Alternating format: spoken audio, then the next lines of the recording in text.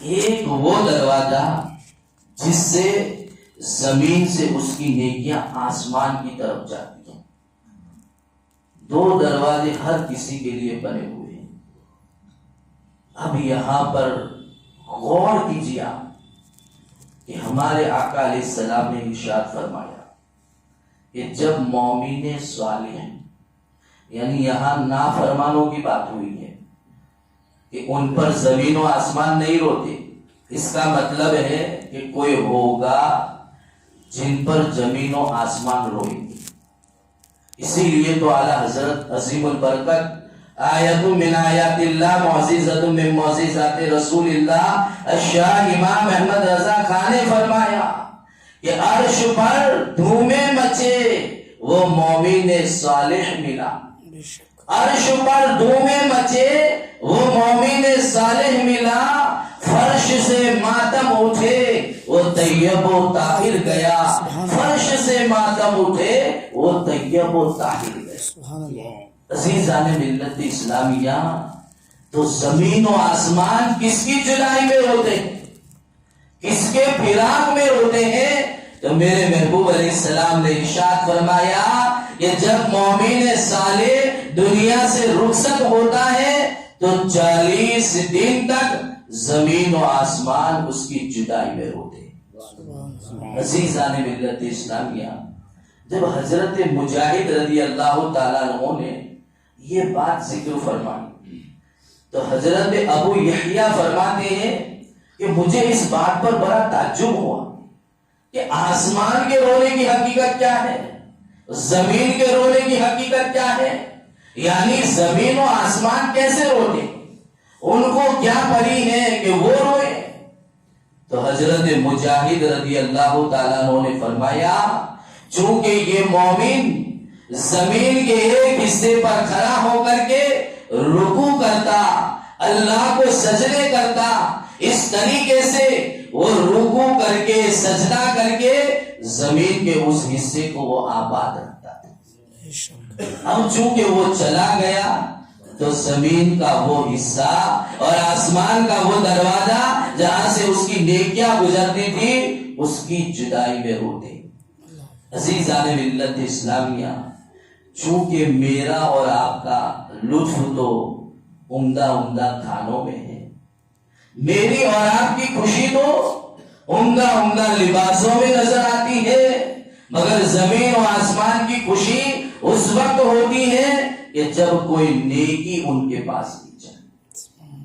تو حضرت مجاہد رضی اللہ تعالیٰ عنہ فرماتے ہیں چونکہ زمین کے جس حصے پر وہ نیکیاں کر کے زمین کو اس حصے کو آباد رکھتا تھا اور آسمان کے جس دروازے سے اس کی نیکیاں گزرتی تھی تو وہ دروازہ کھلا رہتا تھا. اب چونکہ اس کے مرنے سے زمین کے اس حصے پر نیکیاں بھی بند ہو گئی اور آسمان کے اس دروازے سے نیکیاں جانا بھی بند ہو گئی، تب اس کی جدائی میں 40 دن تک زمین و آسمان روتے.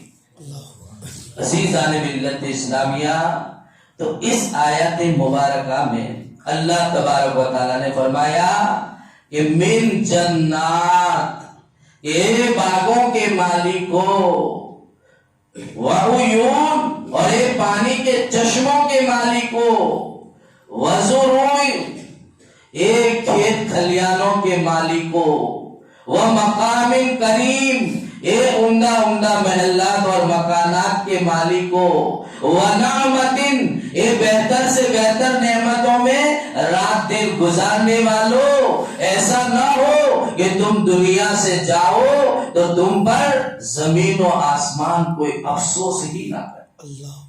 تم فرعون کی طرح نہ بننا، تم فرعونیوں کی طرح نہ بننا، تم ان کی نافرمانیوں کی طرح غفلت میں رات دن نہ گزارنا، ورنہ ان کے اوپر نہ آسمان رویا نہ زمین روئی.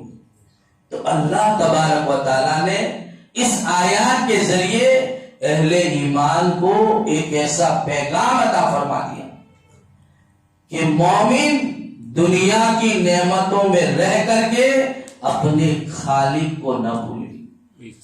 اللہ کو یاد رکھے، اللہ کا ذکر کرے، اپنے گھر کو سجدوں سے آباد رکھے، اپنے گھر کو ذکر الہی سے آباد رکھے، اور اپنی مسجد کو بھی اللہ کی یاد سے آباد رکھے، اور اپنی زبان کو ذکر الہی سے تر رکھے۔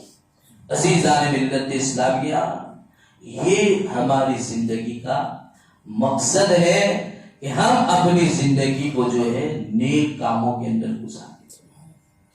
اب چند باتیں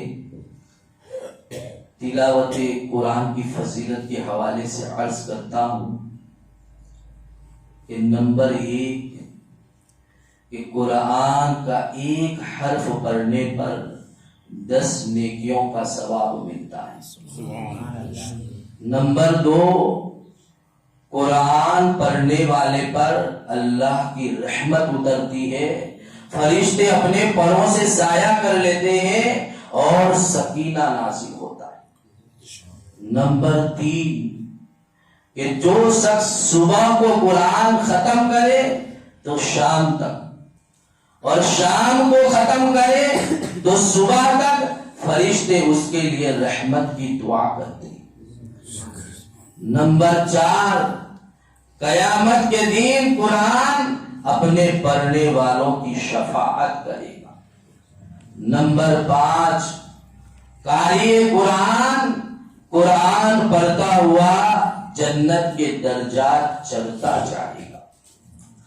نمبر 6 کہ جو نماز میں کھڑے ہو کر کے قرآن کی تلاوت کرے اس کے لیے ہر حرف کے بدلے 100 نیکیاں، اور جو نماز میں بیٹھ کر کے قرآن کی تلاوت کرے اس کے لیے ہر حرف کے بدلے 50 نیکیاں، اور جو نماز کے علاوہ باوضو قرآن کی تلاوت کرے اس کے لیے ہر حرف کے بدلے 25 نیکیاں، اور جو بغیر وضو زبانی قرآن کی تلاوت کرے اس کے لیے ہر حرف کے بدلے 10 نیکیاں۔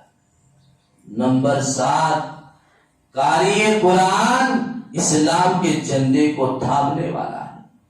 نمبر 8 قاری قرآن اللہ تعالی کا خاص بندہ ہے۔ نمبر 9 قرآن پڑھنے والا عذاب الہی سے محفوظ رہتا ہے۔ نمبر 10 قرآن پڑھنے والا ترقی کرتا ہے اور بڑے درجات کو حاصل کر لیتا ہے۔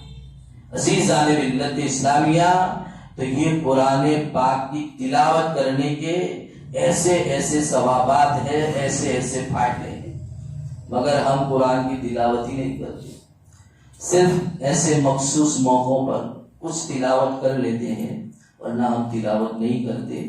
ہمیں چاہیے کہ ہم اپنے روزانہ کے معمولات میں تلاوت قرآن کو شامل کریں۔ اللہ تعالیٰ مجھے اور آپ کو روزانہ کچھ نہ کچھ قرآن کی تلاوت کرنے کی توفیق عطا فرمائے۔ آمین۔